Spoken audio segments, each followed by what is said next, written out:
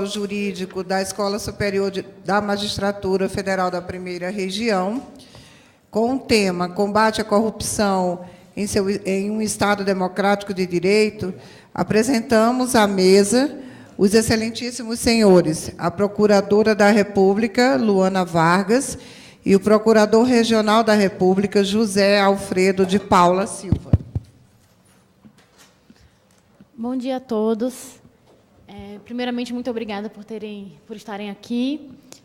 Eu também estendo minhas saudações ao pessoal que está assistindo pelo YouTube. A gente sabe que tem mais de... Pelo menos ontem, a gente teve um pico de 700 pessoas assistindo pela internet. Então, também estendo minhas saudações a essas pessoas. E o tema de hoje é um tema muito pertinente para o momento, né? A Lava Jato ela tem estado nos noticiários nos últimos 4 anos. É uma operação que, sem dúvida, chama atenção pelos números, pelo grande alcance que perpassou as fronteiras brasileiras, transpassou as fronteiras brasileiras e chega a mais de 10 países ao redor do mundo. Mas sabe-se, quem estuda o combate à corrupção no Brasil sabe que boa parte das conquistas da Lava Jato elas foram possibilitadas por um caso anterior, que é o caso do Mensalão. O caso do Mensalão, literalmente, ele preparou o terreno para que a Lava Jato fosse possível. Por exemplo, o Mensalão trouxe várias jurisprudências, vários precedentes que serviram à Lava Jato, precedentes no Supremo Tribunal Federal.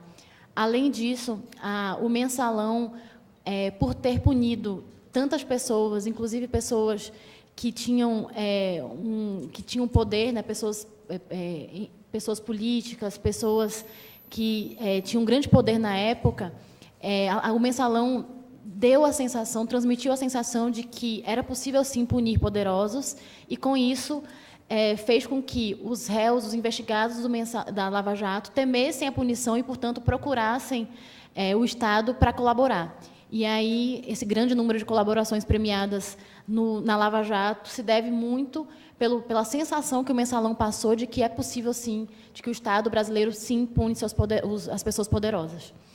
E é uma honra para a gente ter aqui hoje o José Alfredo, que é um dos poucos brasileiros que teve oportunidade de atuar profissionalmente como Procurador da República, tanto no caso Mensalão quanto no caso Lava Jato.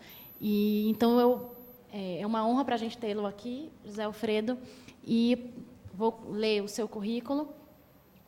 O José Alfredo de Paula da Silva é Procurador Regional da República, coordenador do Grupo de Trabalho da Operação Lava Jato na PGR, auxiliou a PGR no caso conhecido como Mensalão, tendo sido premiado pela Associação Internacional de Procuradores, ocupou, entre outras, as seguintes funções no MPF: coordenador-geral da área de investigação da PGR, coordenador do Núcleo de Ações Penais Originárias da PRR1, procurador regional eleitoral no Estado da Bahia e membro suplente da 7ª Câmara do Ministério Público Federal.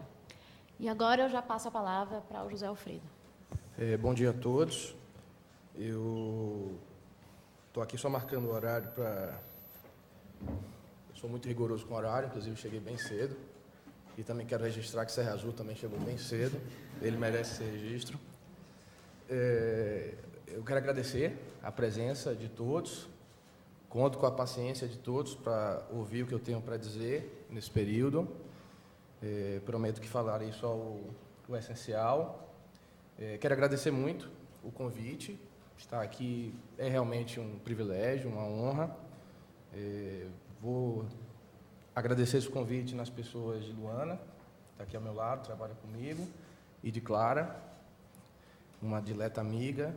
Ambas são mulheres muito fortes, que honram suas respectivas instituições. Falar desse tema é falar do combate à corrupção, falar do combate à impunidade, essa impunidade atávica que assola o nosso país. Eu costumo dizer, já há algum tempo, que o nosso trabalho, de quem lida com essa matéria, ele é um trabalho geracional. É muito bom quando a gente consegue resultados imediatos, resultados no curto prazo do nosso trabalho, mas a gente precisa ter em mente que não é fácil e absolutamente isso não é o ordinário, isso não é o comum ainda. Então, muitas vitórias, muitos avanços que se materializam agora, eles são resultado, eles são fruto de trabalhos, do esforço de muitas pessoas no passado, mas que não necessariamente esse trabalho, esse esforço no passado gerou qualquer resultado em termos de condenação judicial, de cumprimento de pena, enfim.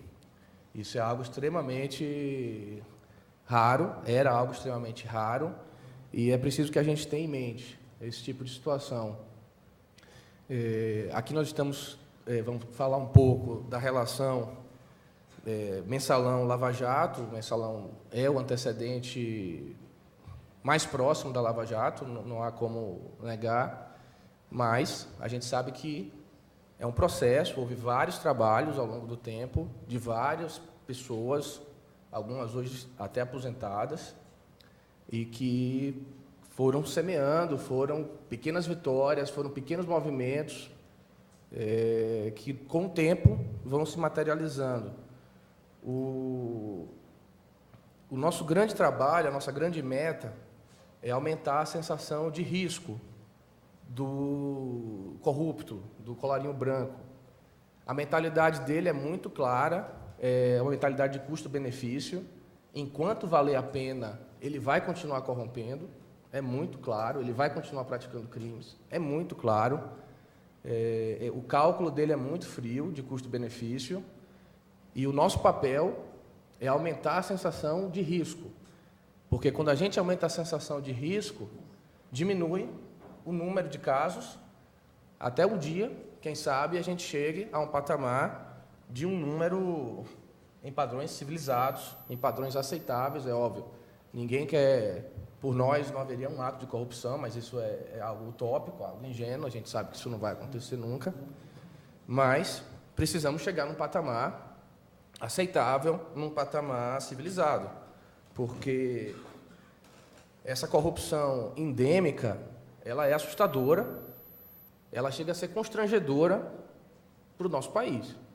É uma coisa vergonhosa você imaginar que índices de corrupção generalizados é uma coisa realmente que nos envergonha a todos, nos coloca num patamar civilizatório muito baixo. E eu acho que ninguém aqui se conforma com essa realidade. E não deve se conformar. Então, o nosso trabalho, eu costumo dizer, é de tentar universalizar o direito penal, tentar apresentar esse ente chamado direito penal para as camadas abastadas da nossa sociedade, para que ela deixe só de conhecer esse ente como o direito penal que pega os pobres e os protege seu patrimônio, protege a sua vida, protege a sua sensação de segurança no seu dia a dia. Nós precisamos chegar para classes mais abastadas, ou seja, para nós, inclusive, e dizer, olha, o direito penal existe para vocês também. Antigamente eu brincava que era democratizar o direito penal e depois eu vi que eu estava sendo incauto, porque democrático, no sentido de maioria, ele já é, porque a maioria da nossa população é pobre e ela conhece bem o direito penal, diariamente. Nós precisamos universalizar o direito penal, porque é uma realidade muito clara até hoje. Nós temos dois sistemas criminais, o sistema criminal do rico e o sistema criminal do pobre.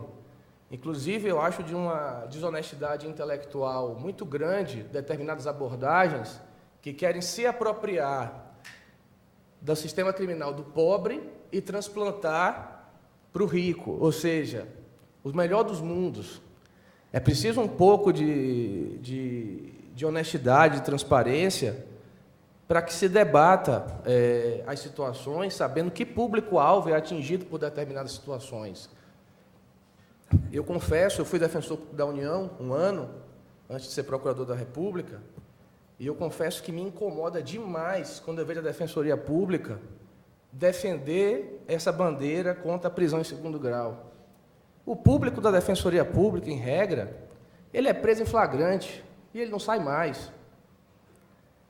Agora, você se apropriar de um discurso, eu vou falar um pouquinho mais à frente, que claramente tem como objetivo manter essa imunidade das classes mais abastadas, e você pegar a situação de pessoas que realmente sofrem com o sistema, eu acho de uma desonestidade intelectual atroz. Então, a gente precisa ter muito cuidado com o que a gente lê, com o que a gente ouve, e saber exatamente a que público aquilo se aplica. Quando eu era mais... Enfim, eu já fui jovem, né? Eu sei que não parece, mas quando eu era mais jovem, eu chegava até a defender, de forma irônica, que se criasse uma espécie de inimputabilidade censitária, ou imputabilidade censitária, porque aí o sujeito tinha alguns milhões, já tirava o direito penal dele, a gente não perdia mais tempo, entendeu? Vamos trabalhar com o que efetivamente dá resultado. Até 18 anos não pode cometer crime, então, sei lá, tem uns 100 milhões de reais, a partir de 100 milhões de reais o sujeito não praticava mais crime, e já estava liberado do direito penal, e vamos cuidar do que interessa. Mas, enfim, isso foi na época de revolta, e, obviamente, eu já absorvi essa... até porque os fatos, a gente vai lutando, e a gente vai conseguindo evolução. É preciso ter em mente que esse é um processo muito difícil. Há uma forte resistência a essas mudanças, porque é do ser humano. Ninguém entrega seus privilégios, ninguém cai sem multa. É assim que funciona. Então, o poder político, o poder econômico, é uma expressão que nós usamos, que eu uso, que é justamente, normalmente, quem tem essa imunidade, sempre trabalha contra esse tipo de avanço. É muito natural. Eu costumo citar um exemplo, eu fui PRE, para minha honra, foi uma experiência muito boa. O nosso sistema eleitoral, ele dá uma importância muito grande aos partidos políticos. Tem uma expressão que eu li num livro, eles são verdadeiros guardiões da democracia. Ora, qual era o problema, para usar uma expressão agora que meu filho usa todo dia quando eu estou brigando com ele, qual é o problema? Qual seria o problema dos partidos fazerem um filtro e não dar legenda a candidatos que não têm biografia limpa? Os próprios partidos, como guardiões da democracia, poderiam muito bem, não existe candidatura avulsa no Brasil ainda, dizer, não, você está respondendo uma ação muito grave, eu não vou te dar legenda. Mas no Brasil é o contrário. Personagens, inclusive personagens criminosos, são contratados para ser candidatos porque eles têm muito voto para puxar voto.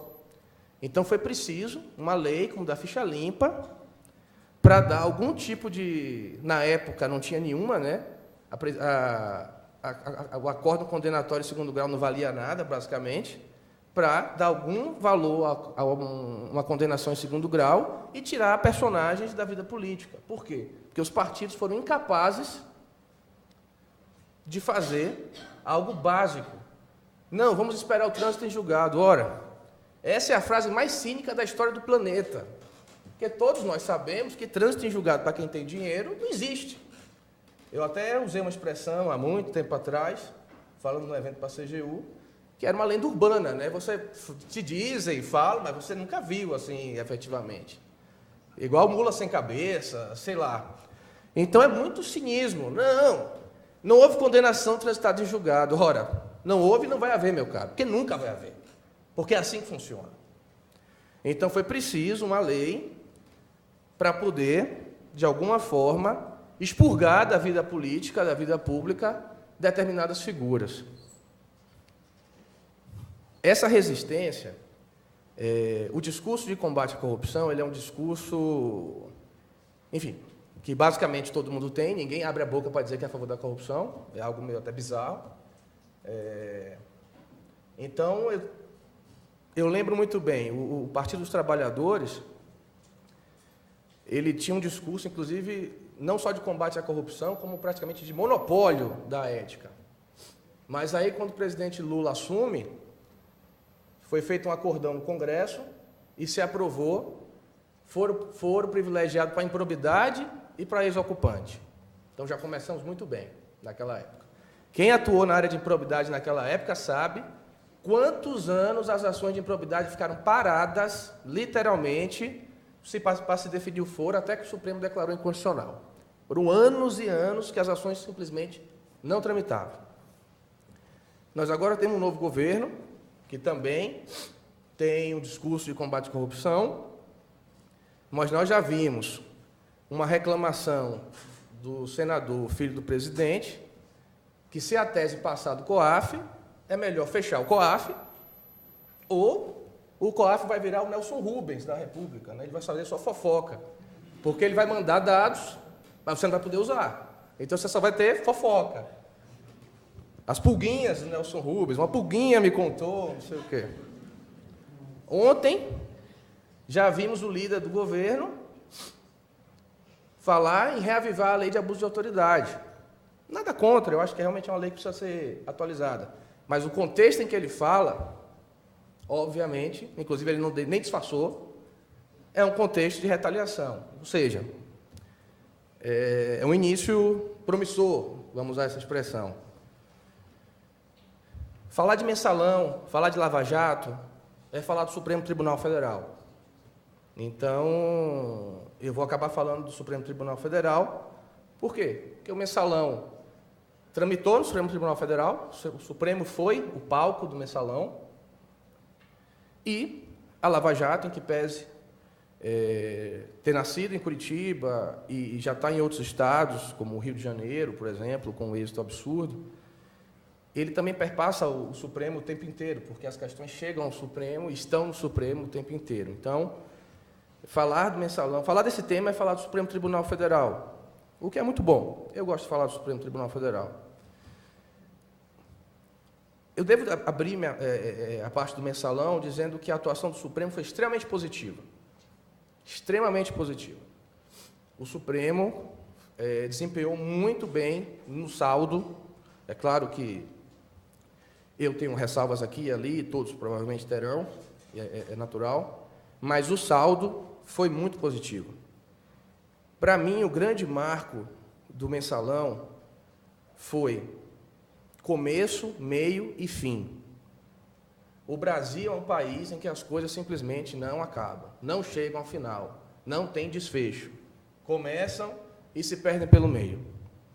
No mensalão, tivemos começo, meio e fim. E, pasmem os senhores, após o fim, o mundo não acabou. Assim, poderosos foram presos e no dia seguinte o sol nasceu, todo mundo foi para a escola, todo mundo foi trabalhar, não houve nenhum tipo de caos cósmico, social, que seja.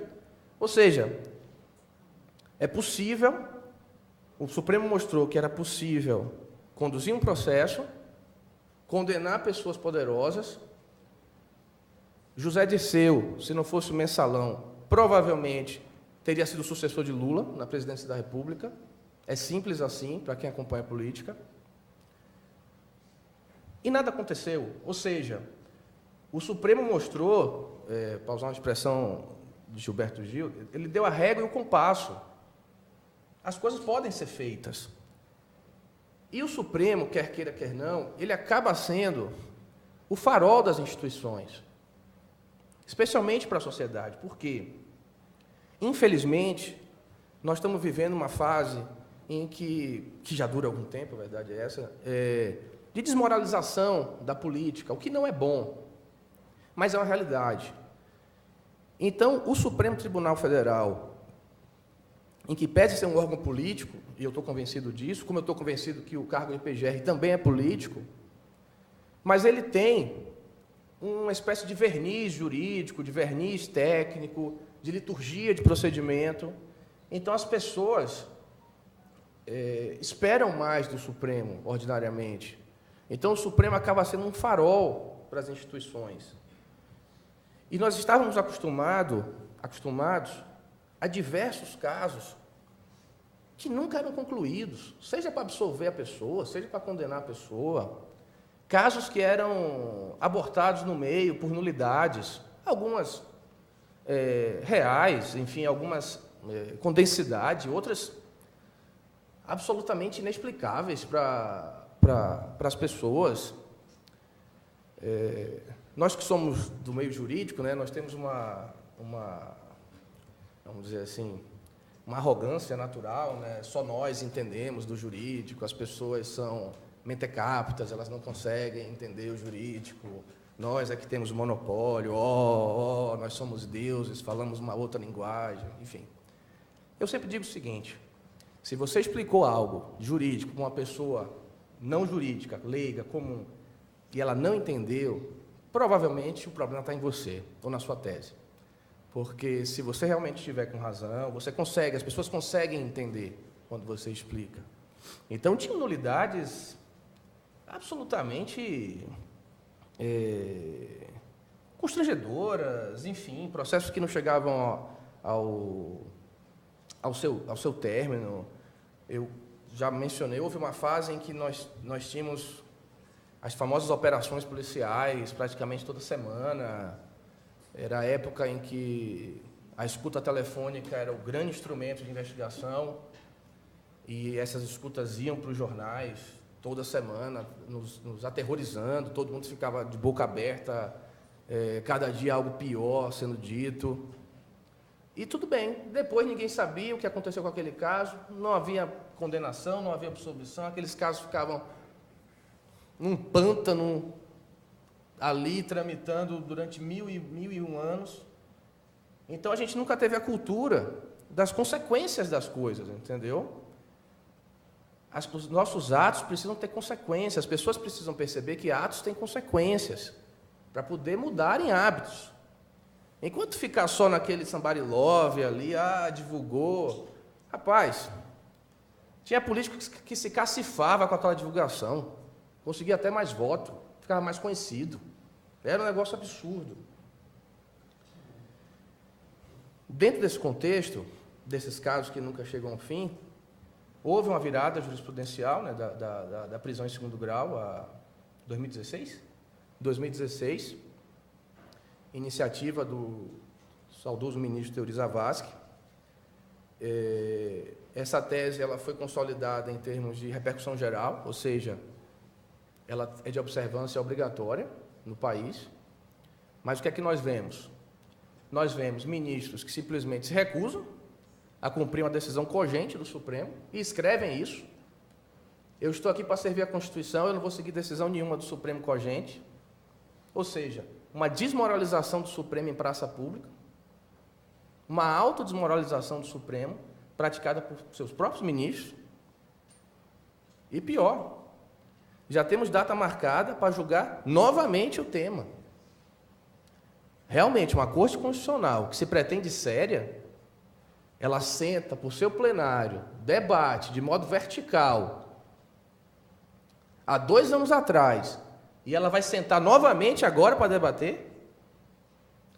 Quer dizer que se o próximo ministro entender que a prisão em segundo grau vale e cair agora em abril, em 2 anos nós vamos sentar novamente e debater?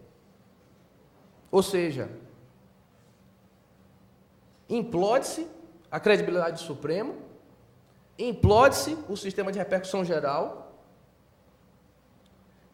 Tem um desembargador do TRF, eu não vou dizer o nome, que ele não dava a prisão em segundo grau.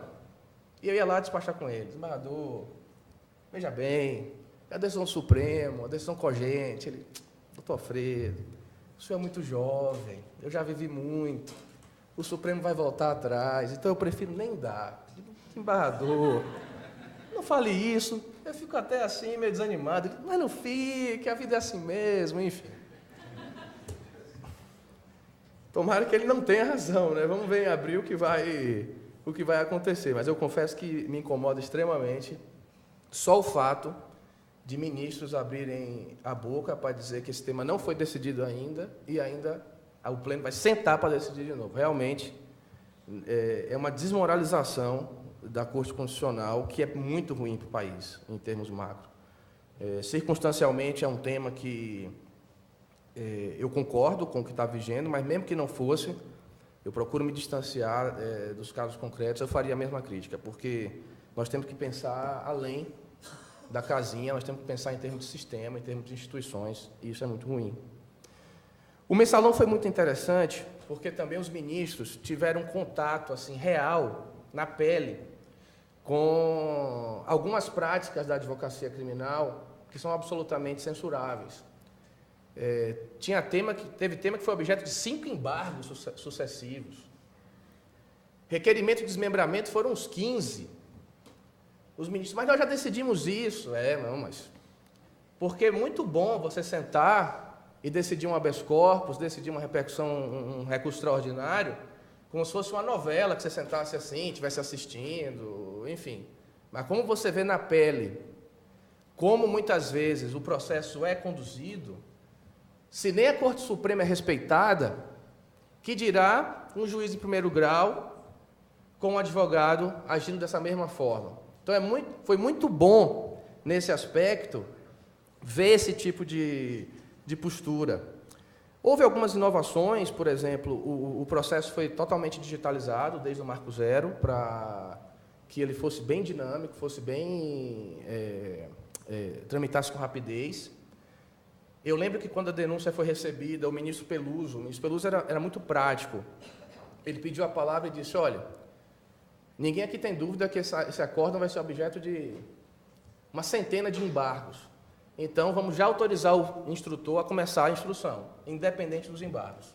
Algo que não acontece ordinariamente, a gente vê lá. E isso o plenário bancou, e assim que a denúncia foi recebida, se iniciou a instrução. O ministro Joaquim, ele fez um calendário de audiências. Então, Minas Gerais, que foi onde houve mais testemunhas, o juiz tinha 30 dias para ouvir não sei quantas pessoas, aí na sequência já era em outro local para ser inquirido. Eu lembro bem que naquela época, eu já nasci velho, mas estou agora ficando efetivamente velho. Naquela época o interrogatório era no início. Então o primeiro interrogatório foi perto do Natal, perto do recesso. Minha mãe veio para cá para passar o Natal e eu tive que ir para Recife. A sorte é que minha mãe se dá muito bem com minha esposa, então obviamente não teve problema lá em casa. Mas lá vai eu para Recife fazer o interrogatório de Pedro Corrêa, que depois virou personagem aqui da Lava Jato. Aí, enfim, ele é meio bonachão, virou... Digo, não, o senhor é um homem corajoso, o primeiro a falar tem que ter muita coragem. Aí, quando os repórteres foram entrevistar ele, não, eu quero registrar que eu fui o primeiro, eu tive coragem de abrir... Enfim. Em termos dogmáticos, eu acho que o principal avanço foi como o Supremo tratou o valor da prova indiciária numa imputação como essa, porque é muito difícil. Só quem investiga e só quem julga sabe o quanto é difícil você provar a conduta de quem está no topo da cadeia alimentar em criminalidade como essa. E o Supremo, ele foi muito sensível a essa prova indiciária.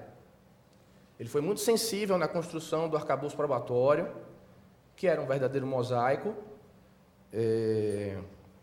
Essa foi uma investigação que não teve escuta telefônica, não teve escuta ambiental, enfim, ela foi basicamente interrogatórios, depoimentos, muito sigilo bancário, muita análise fiscal, mas, então, o valor que o Supremo deu à prova indiciária foi até interessante, porque teve o voto do ministro Peluso é muito bom nesse aspecto da prova indiciária, e houve um movimento muito claro para o ministro Peluso não participar do julgamento. Então, houve todo tipo de coisas, não vou usar uma expressão mais forte. E então o ministro Peluso só participou de um julgamento, em que ele pôde falar da prova indiciária, e o voto dele é muito bom nesse aspecto, mas é interessante que ele absolve a lavagem, numa tese que depois veio prevalecer nos embargos infringentes. Aí eu acho que o pessoal meio que se arrependeu. Não, devia ter mantido ele, então, para o julgamento, mas aí já era tarde. Ninguém sabia que ele absolveria a questão da autolavagem, e ele absolveu. Ficou vencido, mas essa tese depois veio a prevalecer nos embargos infringentes, que eu falo rapidamente. Então, essa valorização da prova indiciária eu acho muito importante, eu acho marcante. Há uma discussão da questão do ato de ofício. A verdade, o mensalão ele não representa uma evolução que nós temos trabalhado na tese do ato de ofício. O mensalão, a ação penal 470, ela se mantém fiel ao precedente do caso Collor, que todos conhecem. Inclusive, esse precedente foi muito estudado pela equipe que auxiliou o doutor Antônio Fernando, eu, Raquel Branquinho, que está aqui, e o colega Alexandre Espinosa. Esse precedente foi muito estudado na época da investigação, para poder a gente montar a nossa estratégia de investigação e depois de imputação do caso da ação penal 470, porque no caso Collor, basicamente todas as imputações de corrupção, exceto uma, caíram pela questão do ato de ofício. Só uma que passou nesse sarrafo e foi considerada que ausência de prova. Foi uma discussão muito rica na época do caso Collor, porque o ministro Sepúlveda Pertence, que era o grande penalista da Corte, talvez o último grande penalista da Corte, ele defendia que não precisava, mas o voto dele ficou vencido, minoritário. Na época, a defesa juntou pareceres de Mirabete, de Zaffaroni, e conseguiu emplacar a tese que prevalece até hoje. Agora, o que houve no mensalão foi a sinalização de alguns ministros da necessidade de darmos um passo à frente. Então, há sim essa sinalização por escrito. O julgamento do mensalão, quando você vai ler, ele é uma grande bagunça, ele está totalmente bagunçado no site do Supremo. Tudo bem que o caso Collor era infinitamente menor, mas na época se sistematizou, é bem mais fácil de ler. Então, se alguém tiver curiosidade sobre os fatos, eu recomendo o voto do ministro Joaquim. Mas se alguém tiver curiosidade sobre as teses, eu recomendo o voto do ministro Fux. É um voto muito bom na parte de abordagem de teses. Prova indiciária, lavagem de dinheiro, que foi algo também muito burilado naquele julgamento, lavagem. Discussão do dólar cabo, que naquela época ainda era uma discussão relevante. O Supremo se debruça sobre aquilo naquele momento.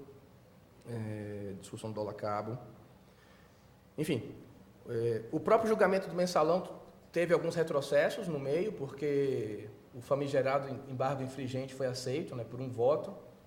E aí, com a nova composição da Corte, a autolavagem ela é absolvida. E, pasmem, o crime de quadrilha é absolvido. O ministro Celso, no julgamento, dizia que aquela quadrilha era de manual, de academia. Mas a gente sabe como o crime de quadrilha para o político, ele tem um peso, hoje a organização criminosa, né, ele tem um peso assim, simbólico muito grande. Então, acho que isso, de alguma forma, sensibilizou corações e a imputação de quadrilha também caiu. Como eu já antecipei, não há muita dúvida de que o mensalão ele é o antecedente mais próximo da Lava Jato. O próprio ministro Celso, em seus votos de condenação, de algumas abordagens, ele até coloca que são capítulos de uma grande trama, vamos dizer assim. Então, o julgamento do mensalão ele serve de estímulo positivo para as instituições IESO e quem a gente pode fazer, nós podemos fazer, nós podemos ter resultado. Então, ela serve de estímulo. Há um estímulo concreto, que foram as penas que os operadores do mensalão receberam. As penas ficaram muito grandes, em detrimento dos cabeças. E aqui eu preciso fazer um parêntese. O Supremo, até aquele momento, tinha condenado pouco em sua história. E, em benefício do Supremo, é preciso dizer que, até determinada época, havia uma emenda que praticamente impedia que os processos tramitassem. Mas havia uma regra constitucional. Após a emenda derrubar isso, houve algumas condenações pontuais, mas sempre com penas muito altas. Eu lembro de um personagem aqui de Goiás DF, Enio Tatico, que pegou 9 anos de sonegação fiscal. Inclusive, no dia seguinte, ele foi lá e pagou a dívida. O ministro Aires Brito, com aquela sua fleuma e placidez, ele dava pulos em plenário, defendendo a tese de que aquilo foi um abuso de direito, um desvio de finalidade, e que o Supremo não reconhecesse aquela extinção da punibilidade. Acho que foi o trabalho que ele teve para fazer o voto, ele ficou meio chateado. Mas, enfim, essa janela não se abriu e o Supremo liberou o velho Tatico. Mas, enfim, 9 anos. Eu lembro de um outro caso do Ceará, do interior, é uma coisa muito comum no sertão, não vou lembrar agora, de uma obra que um prefeito fez. O Supremo botou uma pena altíssima também para ele e acabou não prescrevendo. Era um caso que tinha tudo para prescrever. O mensalão, por incrível que pareça, destoou para menos. Por quê? O clima estava tão contaminado, e aí o Supremo deliberou que quem ficou voto vencido também votaria na pena. Foi uma discussão, enfim. Então as penas ficaram baixas. Esses operadores ficaram com penas altíssimas porque eles tinham muitas imputações. Fechado esse parênteses, o resumo é o seguinte: essas penas passaram a seguinte mensagem: a classe política vai ficar em brancas nuvens e você que botou a mão na massa, você vai se ferrar. Então, quando vem a Lava Jato, claramente, as primeiras colaborações, se falava muito, ninguém quer ser um novo Marcos Valério. Então, acabou tendo esse estímulo completo. Para fechar o mensalão, a pergunta: o mensalão foi uma mudança de paradigma? Não. Para dizer o mínimo, os réus, durante o julgamento, continuavam operando, praticando crimes. Simples assim, para a gente ver que não foi mudança alguma. Os próprios réus, que estavam com os seus na reta, durante o julgamento, continuaram cometendo crimes, como é o cara de pau. Tem relatos de que chega um empresário para falar com aí ele está no meio do julgamento supremo, aí ele dá um mudo no julgamento supremo e vai fazer uma coisa aqui. Nesse nível. Então, e aqui a gente precisa também fazer hoje, as pessoas talvez não tenham a dimensão disso, mas eu tenho, Raquel provavelmente tem. O caso do mensalão sempre andou, desde o Marco Zero, no fio da navalha. Ninguém nunca acreditou que as coisas iam acontecer. Ninguém acreditou que a investigação ia gerar uma denúncia. E a denúncia foi oferecida há 1 ano, em menos de 1 ano da entrevista de Alberto Jefferson. Ninguém acreditava que a denúncia ia ser recebida. Há episódios históricos que a imprensa registrou na época, eu não vou repetir. Só para os senhores terem uma ideia, o doutor Antônio Fernando pediu prisão preventiva, muito bem fundamentada, de uma série de pessoas, quando ofereceu a denúncia. E eu tenho certeza que o ministro Joaquim Barbosa não deferiu, porque ele não tinha segurança que a denúncia ia ser recebida, que as coisas iam acontecer. Caso contrário, ele teria deferido aquelas prisões. Mas era outro momento. Então, ninguém acreditava que aquilo ia dar certo, ninguém acreditava que ia ter condenação. Para os senhores terem uma ideia, no dia do julgamento, me chega o então advogado Márcio Tomás Bastos, que tinha prestado depoimento como testemunha de defesa nesse caso, levanta e diz: eu tenho um tema constitucional para trazer. Sim, cara pálida, que tema constitucional? O desmembramento. Aí, desmembramento a essa altura? Depois de tantas decisões? Não, mas é sobre uma ótica constitucional. Aí ele fala qualquer coisa lá, o ministro Joaquim, obviamente, já aniquila rapidamente. O ministro Lewandowski me puxa um calhamaço, desse tamanho, buf, com o seu voto. Ou seja, ninguém acreditava que aquilo ia acontecer. Então, o mensalão foi uma mudança de paradigma? Não. A resposta é não, definitivamente não. Foi uma evolução, é um passo importante, mas não foi uma mudança de paradigma. Na sequência, anos depois vem a Lava Jato, e a gente já precisa fazer uma distinção. A Lava Jato ela é infinitamente maior que o mensalão, não dá nem para comparar, não dá nem para saída para comparar em termos de envergadura, de tamanho. O mensalão foi uma única grande investigação. Ela teve alguns desdobramentos. Pronto, eu vou fazer uma pergunta aqui. Alguém lembra de Glênio Guedes, um sujeito que operava no Conselhinho do Sistema Financeiro Nacional? Pronto, esse sujeito foi estrela de desdobramento do mensalão. Se alguém pesquisar, capaz dele o processo dele ter nem terminado. Tá? BMG, porque a imputação do mensalão vai no rural. E o BMG é declinado e foi feita uma denúncia pelo colega Patrick e tramitou. Outro dia, salvo engano, estava lá no TRF1. Provavelmente não acabou a imputação do BMG. Só para dar o exemplo das coisas que não tem começo, meio e fim no nosso país. Então, o Mensalão ele é uma única grande investigação. A Lava Jato não, ela é um conjunto de muitas investigações, de muitas investigações. Então, a Lava Jato ela é muito maior. O Mensalão se mostrou, é o que foi provado, se mostrou como arrecadação de recursos ilícitos via empréstimos fictícios no sistema financeiro, e esses bancos conseguiam benesses no governo. Interessante que o Rural investiu mais, mas o escândalo veio, ele não conseguiu botar a mão no bilhão que ele botaria. O BMG investiu menos, mas conseguiu o retorno. E alguns contratos, como o Visanet, enfim, Câmara dos Deputados. Então, esse dinheiro ia para um operador, que era o grupo de Marcos Valério, e dali o núcleo político, enfim, essas expressões foram cunhadas naquela época, o núcleo político dava as diretrizes de quem recebia dinheiro vivo do Marcos Valério. Na Lava Jato é um pouco diferente. Você tem a troca de apoio político e, para isso, você recebe empresas, órgãos públicos, assim, em sentido lato, para fazer seu caixa. Interessante que Roberto Jefferson, lá atrás, ele já chamava essas estatais de fabriquinhas de dinheiro. Roberto Jefferson tem um livro que eu li para o dever de ofício, mas que é muito bom, muito bem redigido. Então, enfim, quem tiver paciência, chama Nervos de Aço. Muito bem redigido. Eu li para o dever de ofício, teria que ler mesmo que fosse horroroso. Inclusive, usamos o trecho do livro numa denúncia e ele ficou meio magoado. Isso é absurdo. E, pô, o cara está em casa, relaxado, tomando uísque, escreve um livro e não pode usar o que ele fala contra ele, então... Aí, meu amigo...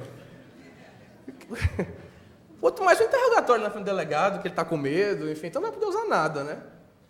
Mas ele já chamava a atenção. Essa expressão é clássica, fabriquinhas de dinheiro, ele usava naquela época. Então a Lava Jato é isso, você entrega em troca de apoio político. Inclusive, essa é uma discussão que nós levamos ao Supremo de forma bem crua na imputação formulada contra Arthur Lira, se isso seria ato de ofício ou não. Enfim, é algo que o Supremo já começou a debater. E aí houve uma mudança, né? Até o julgamento do Mensalão, tudo era no pleno.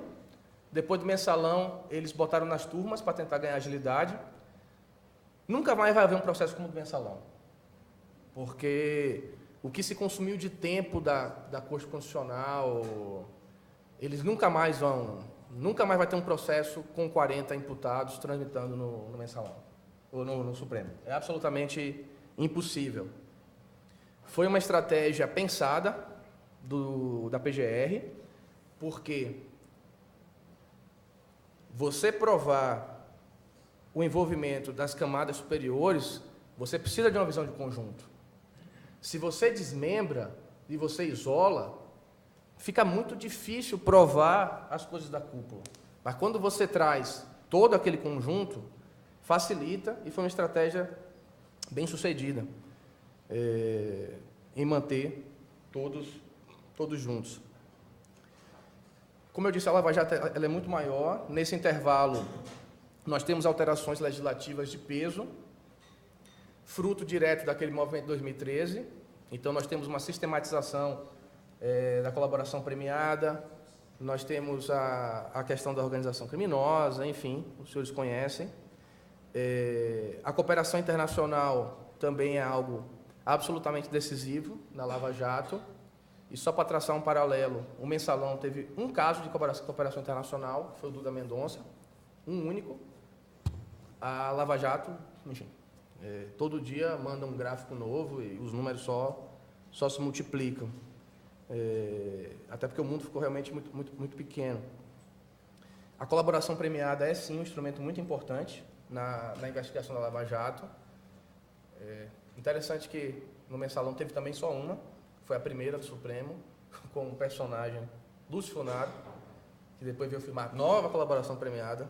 Ou seja, daqui a 10 anos, eu provavelmente sem cabelo vou falar que ele firmou a terceira colaboração premiada, em algum caso, que eu vier comentar aqui com os senhores. Mas, enfim, é interessante como é um museu de grandes novidades, né? Como diz Cazuza. Então, as mesmas... Mas, no fundo, a crítica é uma só. Quando você tem um instrumento que funciona contra o colarinho branco, você precisa desidratar esse instrumento. Então, a interceptação telefônica sofreu uma série de críticas e tem um julgamento que eu considero histórico do Supremo, que é o inquérito 2424, que foi a investigação do ministro Paulo Medina, conduzido no Supremo pelo ministro Peluso. Estou falando muito do ministro Peluso, mas ele era o relator mesmo. Na PGR era o doutor Antônio Fernando, com o auxílio da doutora Cláudia Marques, que, para nossa honra, ainda continua nativa em nossos quadros, e, obviamente, a Polícia Federal também participando. E o ministro Peluso, nessa investigação, ele deferiu escuta telefônica. Eu lembro que ele deu uma ordem dizendo o seguinte: eu defiro a escuta até contra a ordem minha, ou seja, vai ter escuta até eu dizer que pare, e eu quero relatórios quinzenais na minha mesa. Gente, um juiz que fizesse isso, até no Brasil, eu acho que já tinha sido queimado em uma fogueira. Mas ele fez. Mais ainda, ele deferiu uma escuta, ele chamou de exploração de local. Eu até trouxe aqui, porque quando eu falo isso, muitos dizem que eu estou inventando. No escritório de advocacia, a Polícia Federal entrava de madrugada, recolhia, fotografava elementos, botava escuta e saía. O sacrossanto escritório de advocacia. E naquela época, prerrogativa de escritório de advocacia, eu considerava quase a norma hipotética fundamental de Hans Kelsen, entendeu? Ele estava no topo da pirâmide. Tudo tinha que se adequar àquilo, entendeu? Pois bem, isso é uma investigação bem sucedida. Quem é do Rio conhece bem, porque teve um desembargador do Rio, enfim. Isso vai a plenário, e eu considero esse julgamento um marco, porque lá no plenário foi validado escuta telefônica por mais de 15, assim havia essa discussão, imagine. Transcrição integral de escuta, também havia essa discussão, quem defendesse que era para transcrever tudo, ou seja, cada agente da Polícia Federal que participasse de uma operação, ele teria só aquele caso na vida dele até se aposentar, porque até ele transcrever tudo, ele ia se aposentar, mesmo com a PEC da Bengala. E, enfim, a prova do escritório de advocacia também foi validada.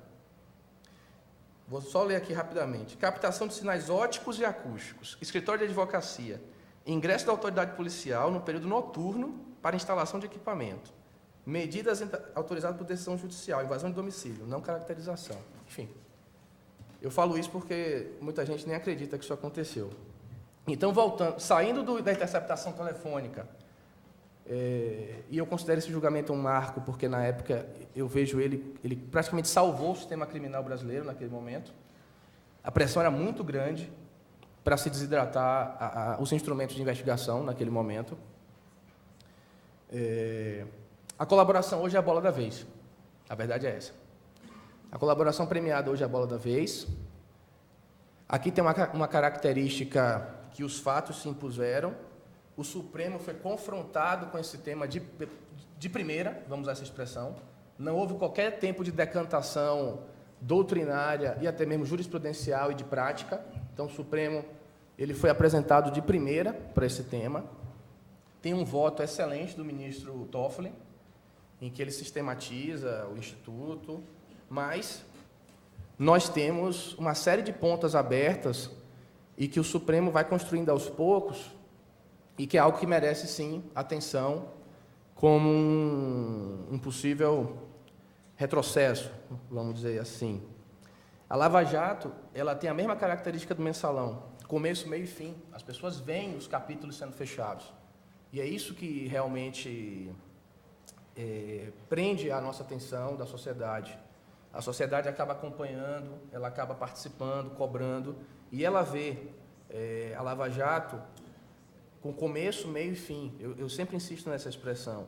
Recuperação de recursos, cumprimento de pena, agora com a prisão em segundo grau. Então, isso acaba trazendo essa sinergia para essa investigação em curso. Se observa uma maior interação das instituições, coisa que não houve tanta na época do mensalão, mudou nesse aspecto. Hoje você percebe uma maior interação das instituições, e isso é muito bom. Nós temos um problema concreto, hoje, no Supremo, que é a competência criminal eleitoral. A segunda turma já são...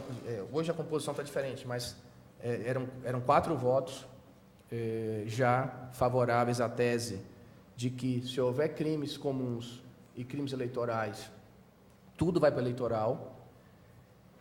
Essa tese é perigosíssima do ponto de vista prático. Essa tese é muito grave. Eu acho que todos têm essa dimensão, mas quem atuou no eleitoral, ou atua, Ovidio atuou no eleitoral, não sei se ainda está, Adão com certeza também. É um desastre completo, não tem condição. Simplesmente não vai dar certo. Não tem como dar certo. A Justiça Eleitoral não tem a menor estrutura para lidar com esses casos. A Justiça Eleitoral não tem estofo institucional para lidar com esses casos. Essa é a verdade. A Justiça Eleitoral tem julgadores de cúpula que advogam. Ou seja, nós caminhamos para uma especialização a ponto de termos varas voltadas para esse tipo de crime na Justiça Federal. E, de repente, vai tudo para o eleitoral, porque o que está acontecendo? O crime eleitoral virou um novo crime tributário. Eu não sei se alguns aqui vão lembrar, mas, antigamente, até homicídio, a defesa defendia a tese que tinha crime tributário no meio, para ver se o sujeito pagava o imposto e extinguia a punibilidade de tudo, entendeu? Agora é o crime eleitoral. Tudo é crime eleitoral. Todo mundo quer o crime eleitoral. Por quê? Porque vai para a Justiça Eleitoral. E eu só lamento. Não vai ter a mesma resposta em termos de efetividade. Nós conseguimos um caso na primeira turma, um caso que Leonardo conduzia a investigação, e o tema foi afetado ao plenário. O julgamento é 15 de março. Tem o caso do ex-presidente Temer, que também o tema está controvertido, mas eu imagino que, como já está datado 15 de março, eles vão aguardar a solução e aplicar, no caso Temer. Mas, hoje, esse é um dos temas que mais consome nossa atenção lá, na PGR, a preocupação com o desfecho desse julgamento. Já são 4 votos favoráveis a essa tese. Os ministros Toffoli, Gilmar, Lewandowski e Celso de Mello. O ministro Fachin é contrário a essa tese, ele era o voto vencido da segunda turma. E a primeira turma ainda não tem sinalização. Alexandre de Moraes já sinalizou. Alexandre de Moraes, no julgamento no TSE, já sinalizou que concorda com o ministro Fachin. Então, enfim, vai ser um julgamento bem importante. E uma peculiaridade. Essa tese, com outra roupagem, foi exaustivamente debatida no próprio mensalão. As defesas diziam que tudo não passava de caixa 2. E o Supremo rechaçou, disse não tem nada a ver com isso aqui, caixa 2. E mais do que isso, com base na argumentação da PGR, dizia o seguinte: olha, eu sou corrupto, eu ganho dinheiro sujo porque eu sou político. Ora, vou reinvestir parte da propina e me manter político, para continuar ganhando dinheiro sujo. Era um raciocínio até natural. Então, o Supremo rechaçou isso, e eu vou dizer aos senhores, se essa tese passar, em março, se o mensalão tivesse sido declinado, não tivesse denúncia do PGR, tivesse sido declinado, naquela época lá atrás, ele teria ido para a Justiça Eleitoral. Porque as defesas só falavam em caixa 2, em caixa 2, em caixa 2, o Supremo ia mandar para a Justiça Eleitoral. E aí, eu tenho certeza que a história teria sido outra.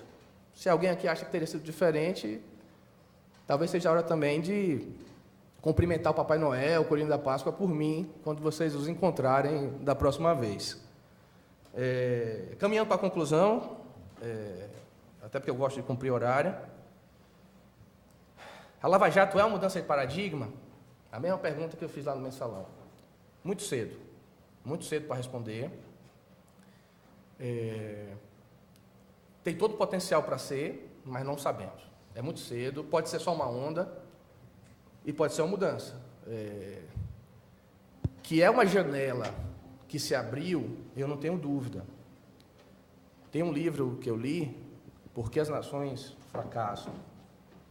E eles usam a expressão de momentos críticos. Eu não tenho dúvida que a Lava Jato é um momento crítico que o nosso país vive. Então, como um momento crítico, é uma janela e que pode ser aproveitado ou não. Eu já fui mais otimista, que nós aproveitaríamos. Hoje eu confesso que eu não estou tão otimista. Mas, enfim, vou parar por aqui para não desanimá-los. Nós precisamos investir muito no fortalecimento das instituições. Usando uma expressão desse mesmo livro, nós precisamos de instituições plurais, de instituições abertas, de instituições sólidas. Precisamos nos preocupar muito com o sistema.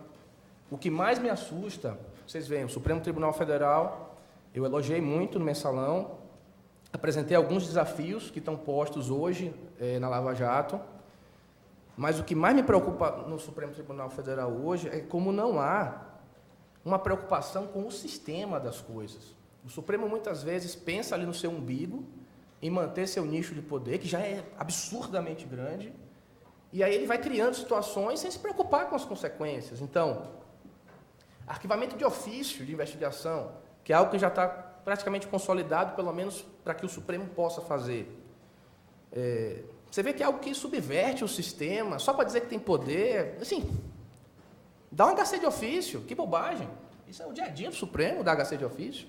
Agora tem que arquivar de ofício. É uma coisa até que dói os ouvidos. Eu fiz uma pesquisa histórica, só os ministros Celso e Joaquim disseram que o rei estava nu, entendeu? Olha, vocês estão doidos? Vocês estão pirados? O judiciário é arquivando de ofício.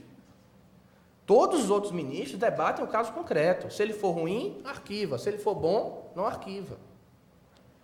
O ministro Alexandre de Moraes tem um voto numa DI contra o regimento interno do ilustre TJ Bahia. Eu sou da Bahia, enfim, então falei esse ilustre, por favor, não me agridam.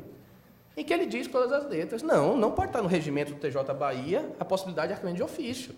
Qualquer coisa dê um HC de ofício, meu caro, mas que diabo é isso? Ou seja, esse é o sistêmico, esse é o certo. Mas quando é com ele já arquivou de ofício. Outra coisa que já está começando a se insinuar. O ministro Lewandowski deu uma decisão no caso do Romário, na época da eleição, e agora o ministro Fux deu uma decisão no caso do Flávio Bolsonaro. O Supremo chega e diz, olha, vamos restringir o foro. Beleza. Opa. Não vou nem falar se eu acho bom ou ruim. Vamos restringir o foro. O que diz essas duas decisões?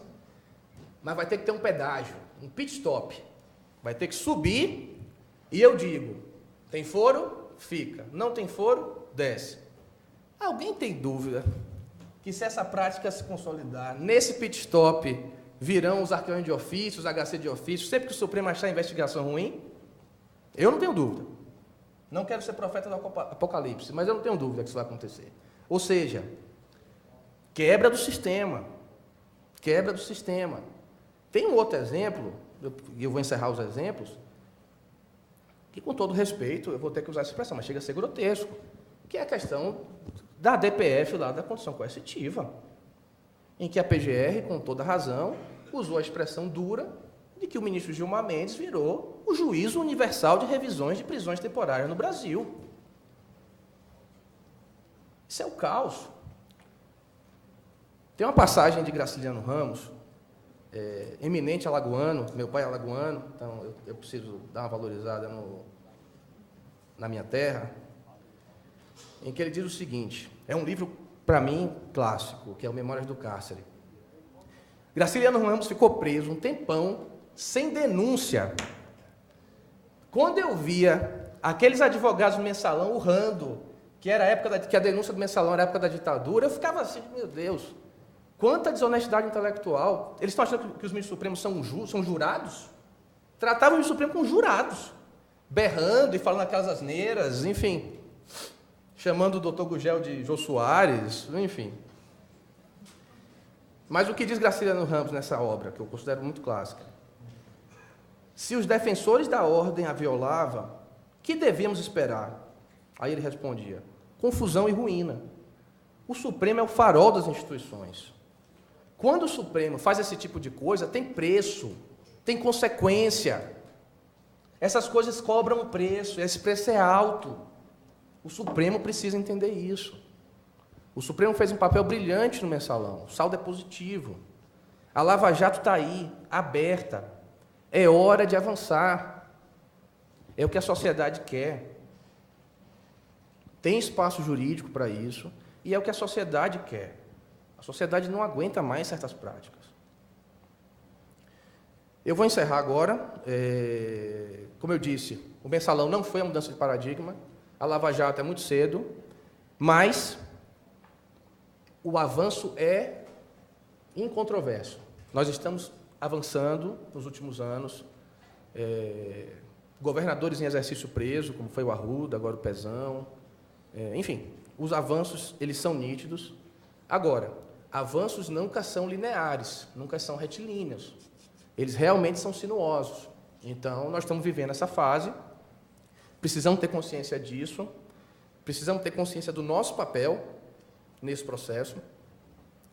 Quem desanima, porque o juiz absolveu de uma denúncia, e não vai... Então, é melhor procurar outra profissão, porque o nosso papel é muito importante, a evolução é visível, nós temos que continuar trabalhando, nós temos que, nesse momento, trabalhar firmemente para que a Lava Jato, sim, venha a ser uma mudança de paradigma, e se não vier, paciência, vamos continuar trabalhando para novas evoluções e vamos buscar uma nova janela de oportunidades. E na próxima vamos aproveitar. Então, terminando como eu comecei, é um trabalho geracional, é um trabalho muito gratificante, eu tenho muita honra, muita felicidade, muita honra, muito orgulho de trabalhar nessa área, de sempre ter trabalhado nessa área, de ter me dedicado a essa área. Não é fácil, mas eu tenho muito orgulho. E, enfim, eu vou encerrar só agradecendo a paciência dos senhores. Obrigado.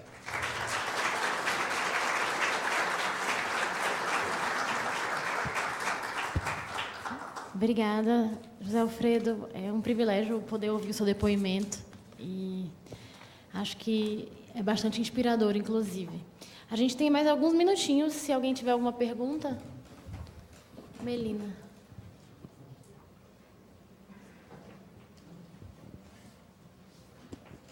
Alfredo, parabéns pela sua exposição. Eu vou aproveitar aqui e fazer uma pergunta que está me causando bastante angústia lá em primeiro grau, que é a questão da colaboração premiada, que eu acredito que vocês também estão passando por essa angústia, então eu queria dividir para ver como é que vocês estão enxergando, como é que você, Alfredo, está enxergando a situação, que é agora o que foi consolidado pelo Supremo Tribunal Federal, que a Polícia Federal também tem legitimidade para afirmar a colaboração. Então, a minha pergunta é no sentido de quando a Polícia Federal ela afirma a colaboração premiada e vem para a gente a colaboração, e nós visualizamos que é uma colaboração que realmente o colaborador ele não falou o que deveria falar. Então, o que Carlos Fernando falou, ele abordou muito bem na imprensa aquela questão do dilema do prisioneiro. Ele, na verdade, ele está jogando com as instituições. Quando nós trabalhamos com isso quando nós estávamos lá no GT, isso era muito interessante quando nós tínhamos a decisão única do Ministério Público, a decisão de fechar o acordo de colaboração, porque desde o início nós nunca alijamos a Polícia Federal de sentar conosco e de participar dos depoimentos, de participar da análise da utilidade da colaboração, de participar da viabilidade, mas o problema é que verificar a decisão final e, principalmente, verificar o que seria oferecido, os benefícios da colaboração, considerando que o Ministério Público é o titular exclusivo da ação penal, essa decisão competiria ao promotor, ao titular exclusivo da ação penal. Então, isso agora, na prática, está sendo muito difícil para mim. Então, eu falo isso até porque eu estou substituindo o gabinete da Registro Espúrio e está chegando agora uma colaboração de uma coisa que chegou para mim relacionada de um caso e que eu vi que ela não tem muita utilidade. Então, aí eu verifiquei se é possível a gente falar que ela ofertar um parecer. Não é nem da Registro Espúrio, me perdoe, é de outro caso. Não é esse caso, não é de outro. Se é possível nós ofertarmos um parecer dizendo que nós não temos interesse, que o Ministério Público entende que o que o colaborador trouxe não é interessante para o Ministério Público, e o Judiciário, como é que seria o parecer? Na verdade, eu estou aqui só para a gente verificar como que seria na prática. Se o Ministério Público, como é que seria a posição do Judiciário, e se depois, a depender do posicionamento do Judiciário, se o Ministério Público pode desconsiderar, como é que você verificaria essa possibilidade, como é que o Ministério Público pode desconsiderar essa colaboração, e como é que a gente poderia, então, ver isso na prática, a posição do Ministério Público na prática, como é que a gente poderia ver isso? Tá.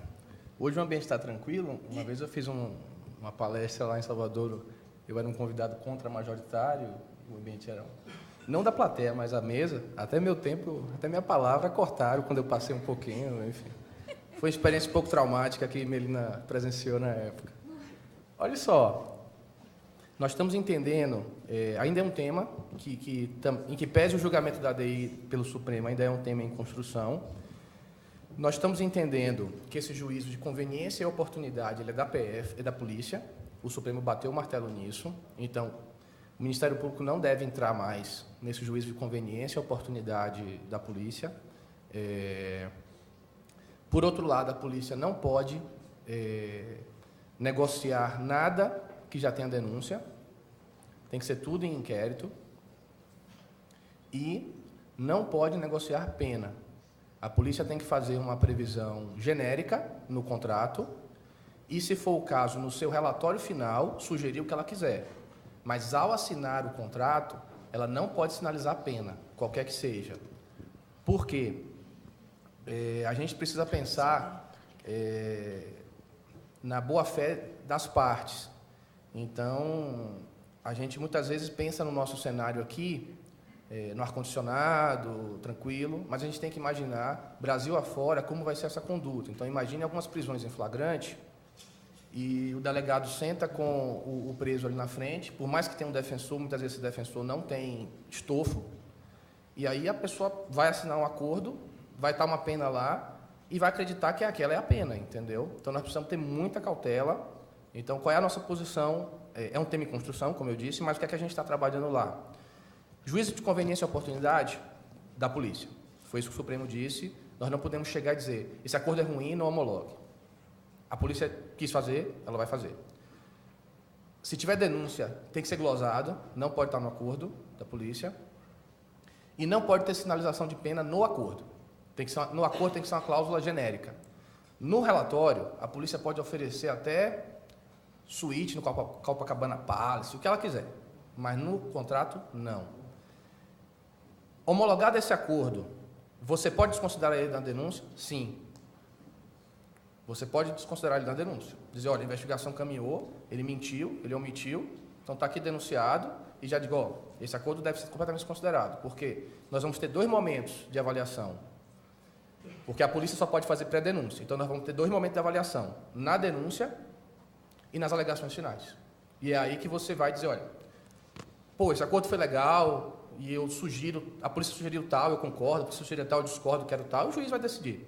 Ou dizer, olha, esse acordo se mostrou um blefe, não serve para nada, normal, pena normal, tá?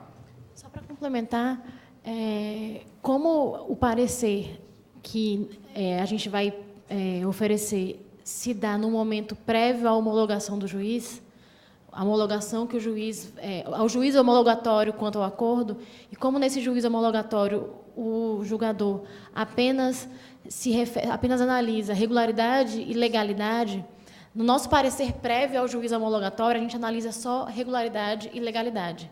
Nada quanto ao mérito em si do acordo.